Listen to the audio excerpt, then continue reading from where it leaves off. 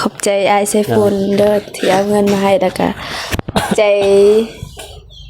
พอค้อนแล้วก็กับเมพรพุทธเกษรที่ฝากเงินมาให้แล้วก็มาฝากให้ไอ้ตูนแล้วก็สะใภ้วันเกิดล่วงหน้าแล้วก็ให้น้องน้ำจะได้ลูกก็ขอขอบอกขอบใจหลายๆแล้วก็ขอให้ทางครอบครัวของพ่อกับแม่จงอยู่เย็นเป็นสุขสุขกายสุขใจขอให้สุขภาพแข็งแรงเด้อความเจ็บบ่ให้ได้ความไข้บ่ให้มีขอให้ห่างให้มีร่ำให้รวยเด้อเฮงๆปังๆตลอดปีตลอดชาติอย่าเจ็บอย่าจนพร้อมครอบพร้อมครัวเด้อสาธุเรียบร้อยแล้วบ่นี่มีแต่ว่าทางเบาตูนแล้วก็เบาพ้นก็สิเดินทางเนาะพี่น้องแล้วก็ไปรับเอาทางเบาเจ็บเพิ่นถือว่า3คนนี่รอดแล้วว่าได้ไปนำกันแล้วก็ต่อมาแม่นเบาโกบ่ฮู้ว่าเพิ่นสิไปหรือเพิ่นบ่พานะเพราะว่าเฮือนเบาโกก็ทางเดียวเนาะกับเฮาสิไปนี่แหละโดยจังได๋ก็ขอให้เดินทางปลอดภัยเด้อขอบคุณครับไปบัดนี้เฮาไปจะได้ไปลีแล้วกันไปลีแล้วไป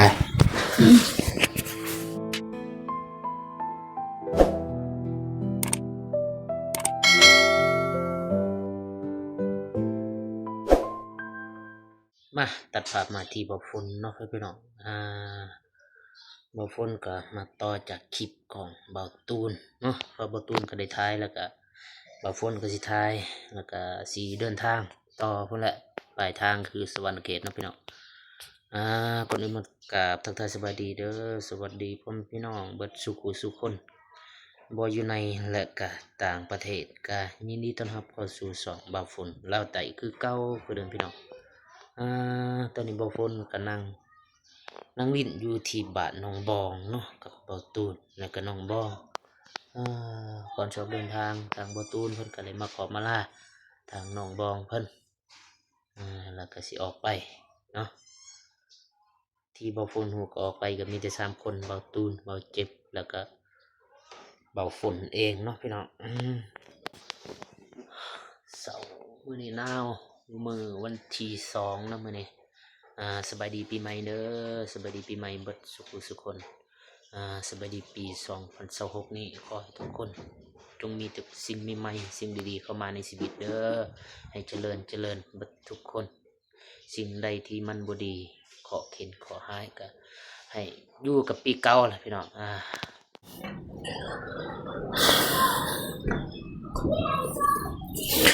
มาเปิดแล้วเด้อสบายดีเพิ่นเด้อสบายดีแล้วมาต่อจากคลิปเบาตูนเนาะโดยพอทางทีมงานเฮาก็ดูว่าทางเบาตูนน้องมองกินข้าวแล้วก็จะไปเบิ่งทางคลิปของเบาตูนแล้วก็สิว่าอะไรมาบัดนี้สิเอาอันนี้ออกกันเนาะจ้ะนะน้องบองอีน้องมันยังกินอยู่ยังกินอยู่บ่มื้อนี้กันว่าแล้วว่ากินบ่หมดอยู่เฮ็ดบ่น้องมันมีแมวเนาะแมวมีแมวคันมีแมวให้แมวกินคือว่ามาหาแมวอยู่ห้องบ่พอแล้วเลยเห็นว่าโหนกระแสมาหาแมวอยู่ห้องเป็นเฮดเด้มาหาแมวอยู่ห้องเป็นเฮดเด้เพราะว่าแมวแท้เนี่ยได้แมวนี่กินแต่ละเทื่อกับไปชิมละละเนาะสิได้เนาะสิได้มีสัตว์เลี้ยงพอจะโต2 โตบ่แมวก็มานะแม่นบ่แมวก็มาตัวนึง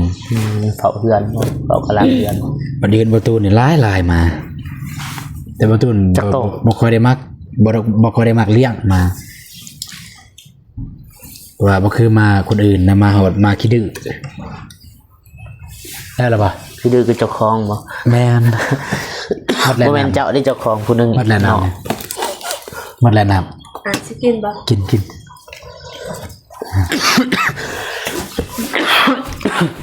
โอ้ย่างบ่หั่นหั่น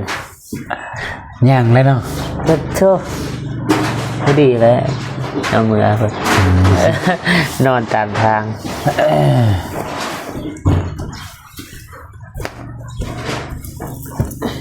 บ่ฝน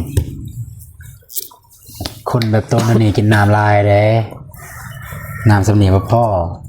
แต่ก็เคยไปนำกันแต่เราชุดใหญ่ อายกับเบาเจ็บในตุกก้างกินหมดมือบ่หมด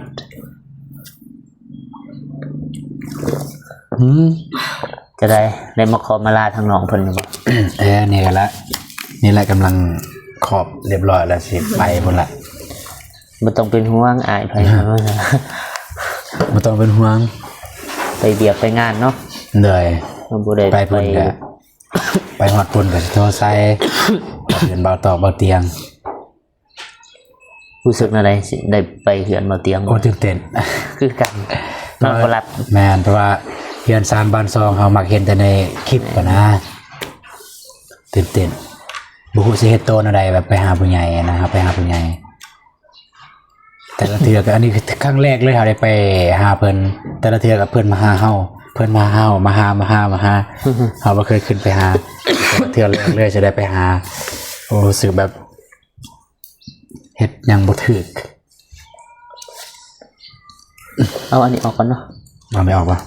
มันจังเห็นบ่ตูนนะ เห็นแล้วนะยังไม่เห็นเลย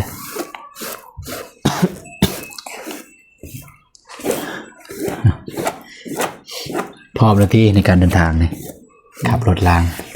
ใจเพาะรู้สึกว่า ได้ขอบพ่อแม่แล้วป่ะ เด้อขอบใจนี่เพาะความหมายว่าแบบแต่ว่าร่างกายมันอยากวินหัวแน่นะ เวียนหัว แม่ บาตูนบาเจ็บบูฮูขับรถอยู่ได้จ้าได้บาตูนเคยขับรถบันไดเธอหนึ่งไปตำเสาเหือนรถบันไดพี่น้อง เป็นนักที่ใช่ก็จอดนอนอยู่หั่นก่อนชั่วโมงนึงออกมา จะนำไปตำกล่อง โอเคเนาะพี่น้องบ่าวคนแล้วก็บ่าวตูนมาหาเพราะว่าบ่าวตูนมาขอบทางหนองบองเพิ่น โดย ก่อนสิออกเดินทางพุ่นละสวรรณเขตเนาะหรือว่าเป็นบ้านของไอ้เตียงเพิ่นแล้วก็จุดประสงค์ ทีมงานเฮาก็คือ ไปเยี่ยมไปยามทางไอ้เตียงทางครอบครัวเพิ่นแล้วก็อันที่สองก็ไปหับเอาทางแม่เพิ่น แม่พิมพ์กับแม่เพ็ญเนาะสิเดินทางมาแต่ไทยแล้วก็มาลาวไต่มาหาทางน่าจะแม่นเพิ่นก็มาเยี่ยมมายามทางทีมงานสายบุญลาวไต่แต่ละคนนั่นแหละแล้วก็น้องๆที่ว่าเพิ่นได้ซอยเรือนะ แมน ตัวบางคนก็ได้มีจุดประสงค์อีก สิมาหาทางหนองบองแล้วก็เบาตูน มีอีก แมน บูบอกแต่แรกเนาะพ่อแม่ เพอบ่ฝนมีงบบ่แม่นมีงบเนาะเป็นของขวัญเนื่องในวันเกิดของโบตูน ทางอ้ายเพิ่นได้โอนเงินมาให้ทางบ่ฝน50 ดอลแล้วก็ให้น้องบอง50 ดอล โอเคเนาะพี่น้องมีแต่บ่ฝนก็สิมอบเงินของขวัญให้บ่ตูนแล้วก็น้องบองเพิ่นเงินของผู้ใหญ่ใจบุญอยู่ต่างประเทศเพิ่นอยู่สหรัฐอเมริกาเพิ่นได้ให้เบาฝนมาเป็นสะพานบุญหรือว่าให้เบาฝนมามอบให้เบาตูนแต่ดนละแต่วันที่26 27นั่นแหละ แต่ว่าเนื่องแบบมันสิฮอดปีใหม่แล้วก็เบาฝนก็ไปเอาบ่ได้ธนาคารปิดก็ได้แจ้งเพิ่นอยู่แล้วก็มื้อนี้มีโอกาสเนาะเพราะธนาคารก็เปิดแล้วก็เบาฝนก็ได้ไปเอาแต่เช้าๆเพิ่นน่ะแล้วก็ได้พาเบาตูนมาขอมาลาทางน้องเพิ่นหมดขึ้นเจ็บได้หมดเลย บ่เห็น มีแต่ว่าบางคนก็สิมอบเลยเนาะพี่น้อง คนละ50 ล้าน 50 ดอล โอ้คนละ50 ล้านพอได้มาสวรรค์เลย สำหรับเบาตูนเพิ่นก็มอบเป็นเงินของขวัญวันเกิด ล่วงหน้านะวัน เกิดล่วงหน้าเลยว่ะ แม่นแต่ว่าวันเกิดเบาตูนกับบ่ทันฮอดเนาะวันที่3 เดือน 1 โดยวันที่3 เดือน 1มันเกิดบาตูน แต่ว่า ที่2 ที่2 อื่นนะ แม่น แต่ว่าทางอายเพิ่นก็บอกไปได้ว่าอายสิไปเวียกไปไสมื้อ อ๋อ นี้สิไปบ่ เพิ่นบอกอยู่เมื่อกี้นี่ 2 3 4 5 6 8 9 10นะล้าน5 แสนบ่แม่นล้าน50 ของบทตูนนี่นะ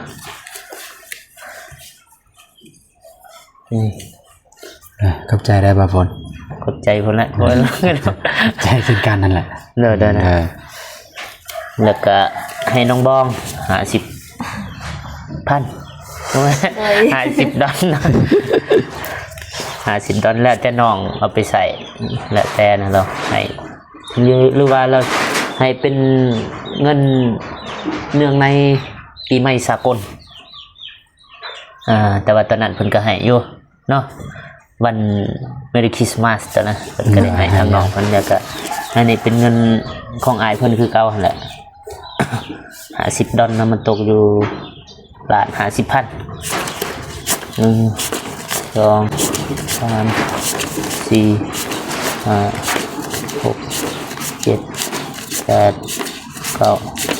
10คนละล้าน50อ้าวน้องบองปิดหัวปิดหาง ใจเด้ออาสุคุณนะใจคุณไง กดใจแล้วก็ใช่ป่ะตัดคลิปบ่ ได้ โอเคเนาะพี่น้องบ่ฝนก็แม่นมอบเงินให้บ่ตูนแล้วก็น้องบอกเป็นที่เรียบร้อยเนาะตามที่ว่าผู้ใหญ่เพิ่นได้ฝากหรือว่าได้ให้บ่ฝน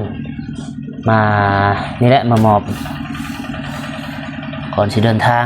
คันว่าบ่ฝนบ่ทมิตบ่ฝนว่าพุ่นแหละมอบบัตรมาแต่พุ่นแหละยันมันดนยันว่าน้องหอดเงินอยากใส่เงินใส่คำมันน่ะบ่มีบ่ฝนก็เลยไปเอาแต่เช้าหั่นน่ะอยู่ธนาคารมันจะฝากบ่ตูนแล้วก็น้องบอกกับบอกใจคุณนึง ได้ น่าจะฮู้อยู่เนาะพอคอนกับแม่พรพุทธเกศร ทั้งอ้ายกับเอื้อยแม่นบ่ แม่นนะอายเนาะแม่นอาย ได้อ้ายกับเอื้อย ลงอยู่หั่นแหละ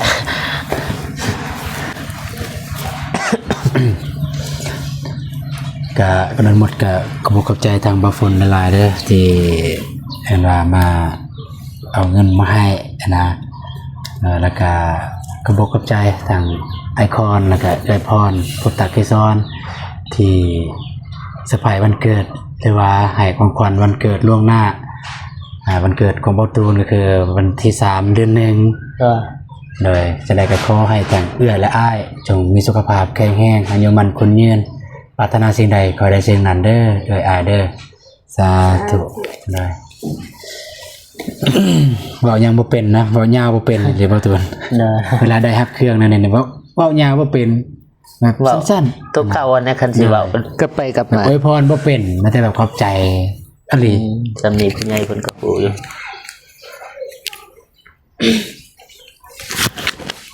โดยก่อนอื่นมุกก็ขอบใจอายไซฟุนเด้อที่เอาเงินมาให้แล้วก็ขอบใจพอคอนแล้วก็กับเมพรพุทธเกศรที่ฝากเงินมาให้แล้วก็มาฝากให้ไอ้ตูนแล้วก็สะใภ้วันเกิดล่วงหน้าแล้วก็ให้น้องน้ำจะได้ลูกก็ขอขอบอกขอบใจหลายๆแล้วก็ขอให้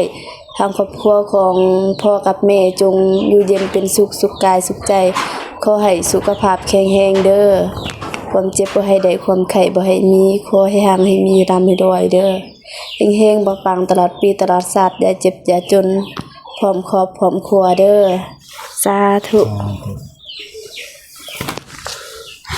เรียบร้อยแล้วบัดนี้มีแต่ว่าทางเบาตูนแล้วก็เบาพ้นก็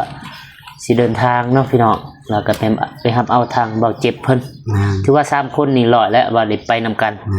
แล้วก็ต่อมาแม่นเบาโกบ่ฮู้ว่าเพิ่นสิไปหรือเพิ่นบ่พานะเพราะว่าเฮือนเบาโกก็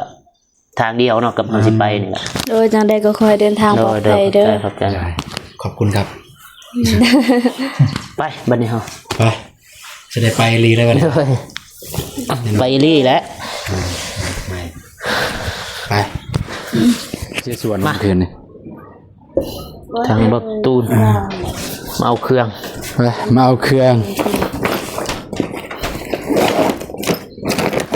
ใส่เก็บ เยี่ยมอำลาพาจาก ไปกันได้ โดย มาซักอยู่นี่บ่เครื่องตู้สะพานนงบองบ่ อายขอลาแต่ก่อน3 วัยมือหน้าอายจึงกลับมาใหม่ น้องบองนี่ยังสิพากต่อจากบักตูนบ่เพลงแต่ละ น้องบอกเล่นก่อนเลย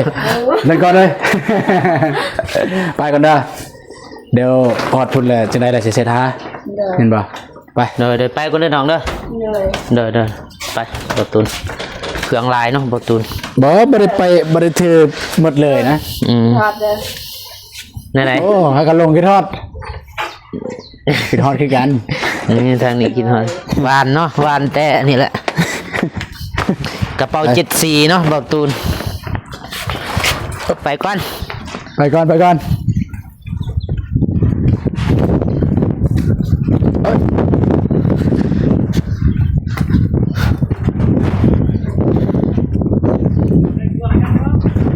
เอามาซัก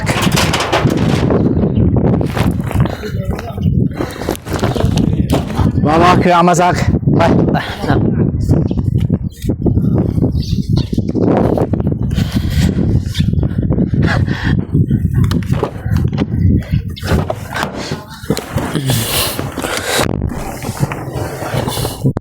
เบารถไปหาบจิบก่อน ไปน้องไปหาเบาเจ็บก่อนไปน้อง ไปหาเอาเพิ่นอีก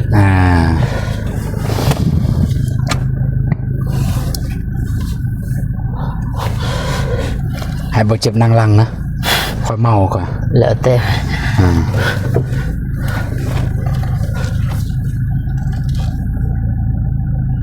ลาบ้านน้องบองน้องกระเดยเมื่อวานนี้มาจากโมงบ้านน้องกระเดย บ้านเนี่ยป่ะ ท้ายนี่ กว่าที่3 โมง 3 โมง เลย 3 โมงเขาอยู่นี่ 3 โมงพอดเลยผู้เจ้าเขาก็เอาเมื่อ แม่นบ่ มาแล้วก็ทำนกระเดยว่าก ำลัง ออกเมื่อนี่ต้นน้องคนอยู่เขาก็มีหยังให้มาต้นก็ซื้อแต่น้ำหวาน2 แพ็คไปตอนน้องกัน กำลังออกไปเนาะไปหาบจิบ ไปหาว่าเจ็บเดินทางพี่น้องเอ้ยโอ้ย สวัสดีขอให้เดินทางปลอดภัยเด้อมื้อนี้3 คนเฮา เหนื่อย เดินทางด้วยความสวัสดิภาพให้ฮอดให้จอดให้ถึงนั่นแหละเป้าหมายก็คือบ้านไหนเตียงเพิ่นสวรรณเขตเนาะพี่น้องบ้านโคกใหญ่เมืองอุทุมพรแขวงสวรรณเขตแต่ว่าบ่ฝน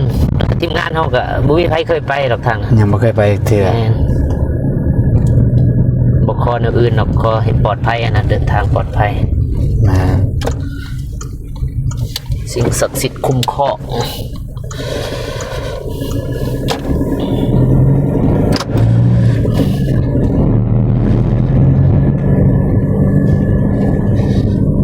ไทยแลนด์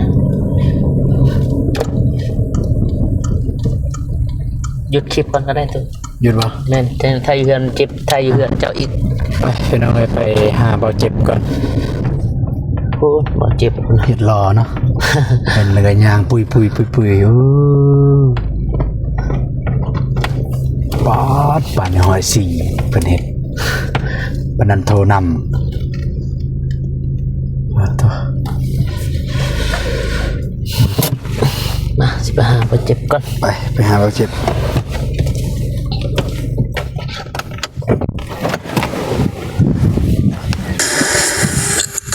ทักทายสบายดี มาพี่น้องตัดภาพมาเนาะตอนนี้ก็อยู่ที่บ้านของเบาเจ็บมาครับเอาทางเพิ่นสบายดีเด้อเบาเจ็บเด้อ โอ้ครบสุดเนาะ ประตูทางไหน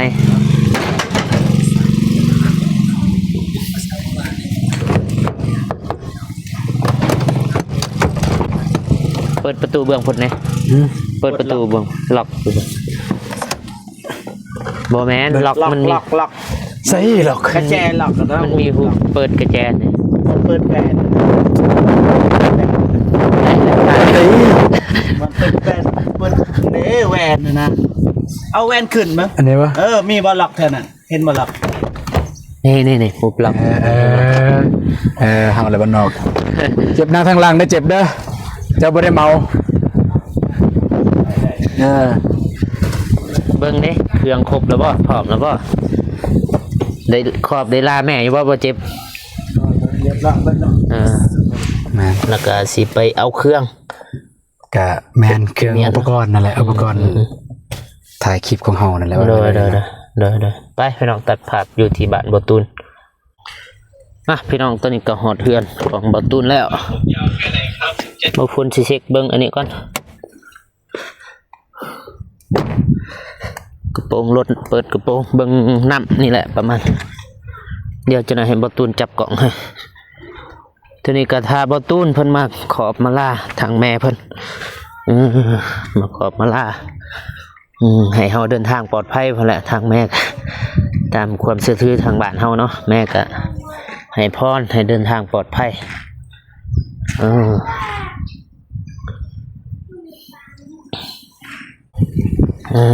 เรียบร้อยแล้วประตูแต่โตรอเนาะไม่ได้ไป จับกล่องก่อนสิเช็คเบิ่งรถก่อน รถวะ เบิ่งน้ำนี่แหละจะหน่อยสิเติม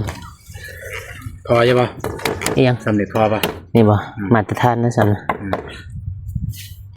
บ่เห็นเบิ่งเอาเจียก่อนแป๊บนึง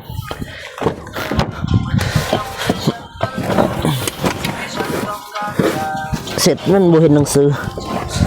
เฮาก็บ่ได้เป็นดอกเบิ่งตัวใดมันบกเติมเอา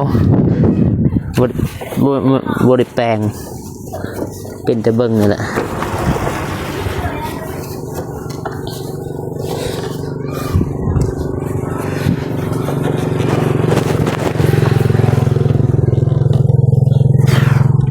มีแต่น้ำมันนี่บก